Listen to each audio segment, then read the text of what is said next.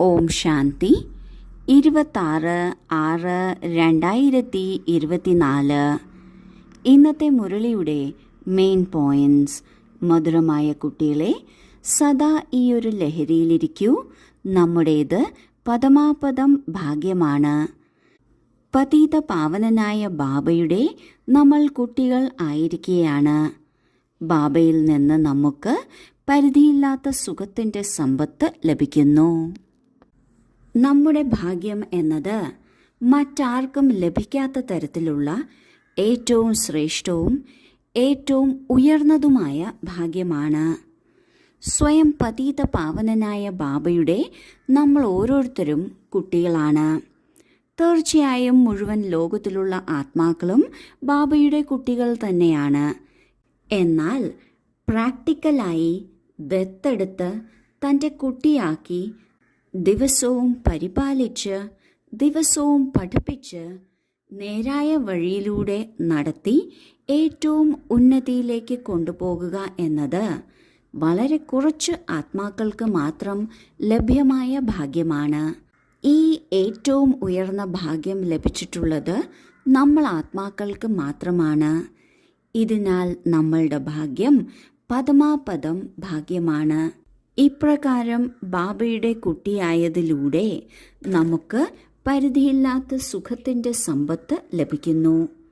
അതിനാൽ ബാബ പറയുന്നു, സദാ തൻ്റെ ഭാഗ്യത്തെ ഓർമ്മിച്ച് ആ ലഹരിയിൽ ഇരിക്കണം.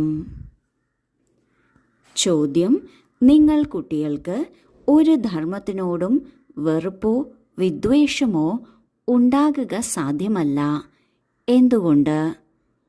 ഉത്തരം: എന്തുകൊണ്ടെന്നാൽ നിങ്ങൾ വിത്തിനെയും വൃക്ഷത്തെയും അറിയുന്നു.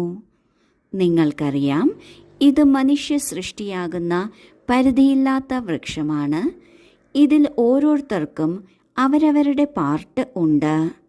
നാടകത്തിൽ ഒരിക്കലും അഭിനേതാക്കൾ പരസ്പരം വെറുക്കില്ല. നിങ്ങൾക്കറിയാം, നമ്മൾ ഈ നാടകത്തിൽ ഹീറോയിൻ്റെ പാർട്ട് അഭിനയിച്ചിരിക്കുകയാണ്. നമ്മൾ എന്ത് സുഖമാണോ കാണുന്നത് അത് മറ്റാർക്കും കാണാൻ സാധിക്കില്ല. നിങ്ങൾക്ക് അളവറ്റ സന്തോഷമുണ്ട്. മുഴുവൻ വിശ്വത്തിലും രാജ്യം ഭരിക്കാൻ പോകുന്നത് നമ്മളാണ് എന്ന്. ഈ വിശ്വനാടകത്തിൽ നിറയെ ആത്മാക്കളുണ്ട്. എല്ലാ ആത്മാക്കളെയും പരിപാലിക്കുന്നതിനായി പലതരത്തിലുള്ള ധർമ്മങ്ങളും ഉണ്ട്. അനവധി ധർമ്മങ്ങൾ വരുന്നത് ദ്വാപരയുഗം മുതലാണ്. ഓരോ ധർമ്മത്തിലും ജീവിതം എങ്ങനെ ജീവിക്കണം എന്നതിനെക്കുറിച്ച് വളരെ നല്ല രീതിയിൽ പറഞ്ഞിട്ടുണ്ട്. നമ്മൾ ആത്മാക്കൾ ഒരു ധർമ്മത്തെയും വേർതിരിച്ച് കാണുന്നില്ല. എല്ലാ ധർമ്മത്തിലും നന്മയുണ്ട് എന്ന് നാം മനസ്സിലാക്കുന്നു. എന്തുകൊണ്ടെന്നാൽ നമ്മൾ കുട്ടികൾക്ക് വിത്തിനെക്കുറിച്ചും വൃക്ഷത്തെക്കുറിച്ചും നന്നായി അറിയാം. വിത്ത് ബാബയാണ്, വൃക്ഷമെന്നത് സൃഷ്ടി നാടകമാണ്. രണ്ടിനെക്കുറിച്ചും വ്യക്തമായ ധാരണ ഉണ്ട് എങ്കിൽ ഒരു ധർമ്മത്തെയും നാം വെറുക്കില്ല. ഒരു ധർമ്മത്തെ പ്രതിയും വിദ്വേഷമുണ്ടാകില്ല. ഓരോ ആത്മാവിനും ഓരോ ധർമ്മത്തിനും അവരവരുടേതായ പാർട്ടുണ്ട്. ഒരിക്കലും ഒരു നാടകത്തിലും അഭിനേതാക്കൾ കഥാപാത്രങ്ങൾ കാരണം പരസ്പരം വെറുക്കില്ല.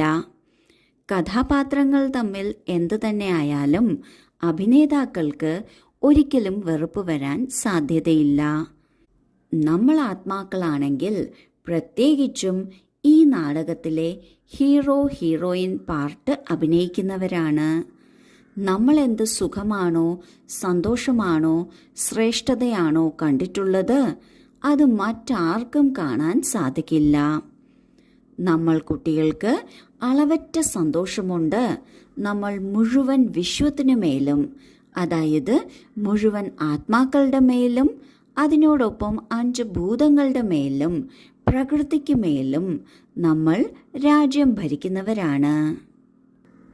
ധാരണയ്ക്കുള്ള മുഖ്യസാരം: 1.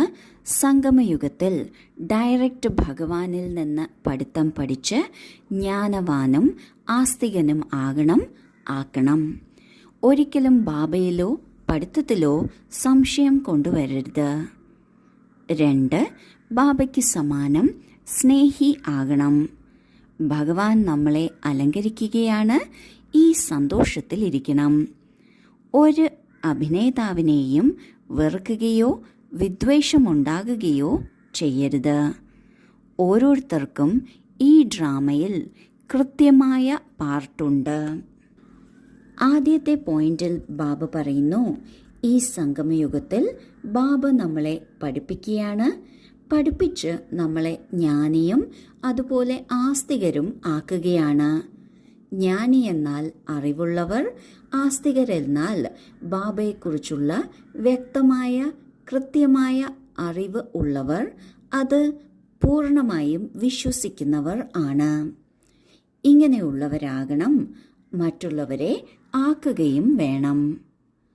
ഒരിക്കലും ബാബയിലോ പഠിത്തത്തിലോ സംശയം വരരുത്. സംശയത്തിൻ്റെ ചെറിയ ഒരു കണിക വരികയാണെങ്കിലും അത് ഉടൻ തന്നെ മുരളിയുടെ പഠനത്തിലൂടെ അല്ലെങ്കിൽ മുതിർന്നവരോട് ചോദിച്ച് അത് തീർക്കുക തന്നെ വേണം. സംശയത്തിന് ഇടം കൊടുക്കാതിരിക്കുന്നതിന് പഠിത്തം നന്നായി പഠിക്കുകയാണ് വേണ്ടത്.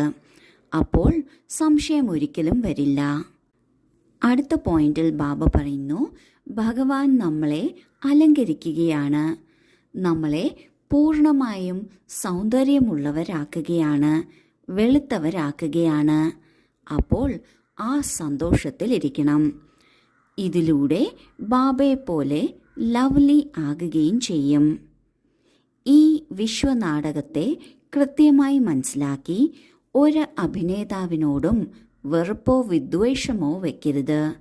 കാരണം ഓരോ അഭിനേതാവിനും അവരവരുടേതായ പാർട്ടുണ്ട്. അതും കൃത്യമായ പാർട്ടാണ്.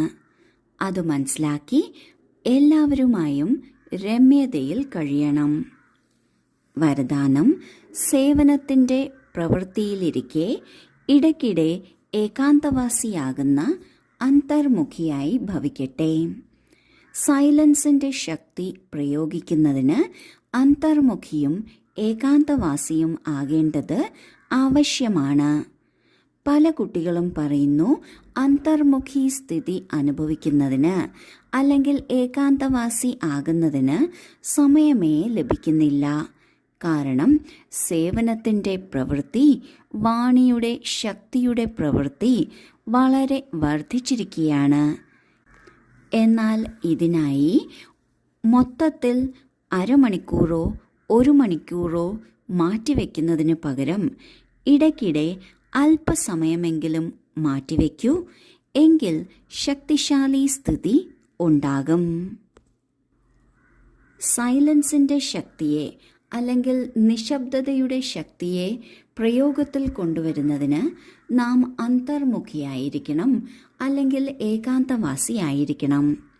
സേവനം ഇപ്പോൾ വളരെയധികം വർദ്ധിച്ചിരിക്കുന്നതിനാൽ നമ്മൾക്ക് ഒറ്റയടിക്ക് അല്ലെങ്കിൽ മൊത്തത്തിൽ 1 മണിക്കൂറോ അരമണിക്കൂറോ എടുക്കാൻ ബുദ്ധിമുട്ടായിരിക്കും. ഇതിനാൽ ബാബ പറയുന്നു, മുഴുവൻ ദിവസത്തിലും അല്പ സമയമെടുക്കുക, ഈ പ്രാക്ടീസ് ചെയ്യുക. അത് 1 മിനിറ്റോ 2 മിനിറ്റോ 5 മിനിറ്റോ ആകാം. ഇടയ്ക്കിടെ ഇങ്ങനെ ബ്രേക്ക് എടുക്കുന്നതിന് നമ്മൾക്ക് എഴുന്നേറ്റ് മാറി നിൽക്കേണ്ട ആവശ്യവുമില്ല. മനസ്സുകൊണ്ട് ബ്രേക്ക് എടുത്ത് ഈ അഭ്യാസം തീർച്ചയായും ചെയ്യണം. സ്ലോഗൻ: ബ്രാഹ്മണ ജീവിതത്തിൽ യുദ്ധം ചെയ്യുന്നതിന് പകരം സന്തോഷം ആഘോഷിക്കൂ. എങ്കിൽ ബുദ്ധിമുട്ടും സഹജമായി തീരും. ഓം ശാന്തി.